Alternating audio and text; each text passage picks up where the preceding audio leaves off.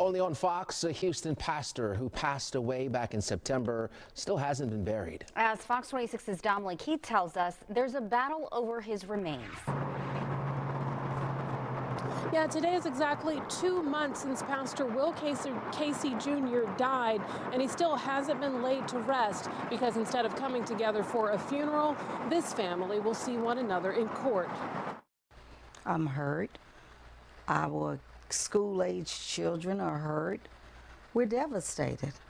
After passing away September 25th, now more than 2 months later, 93-year-old Will Casey Jr.'s body is still being held by the funeral home. I got a will, I got everything I need, but no one hears what I'm saying.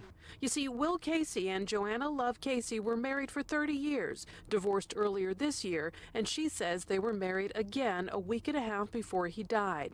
However, Mr. Casey's daughter from a previous marriage says her dad had dementia, lived with her, and did not sign a marriage license or in any way consent to marrying Joanna again. In fact, according to court records, Mr. Casey's daughter says her father did not sign a marriage license and was, quote, not at the courthouse but at a doctor's appointment on the other side of town, unaware that he was being married. Daddy was bedridden.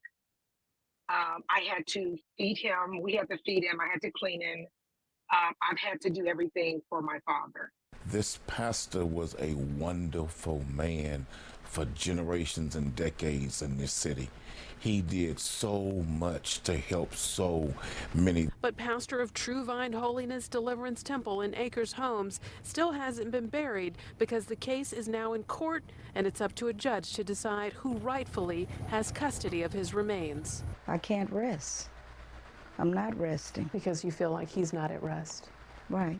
Pastor deserves a proper Christian burial, and right now he's not being buried. He's sitting in a funeral home like a piece of trash, like a piece of meat that you just store in a freezer. We were supposed to bury Daddy at the VA because Daddy is a veteran.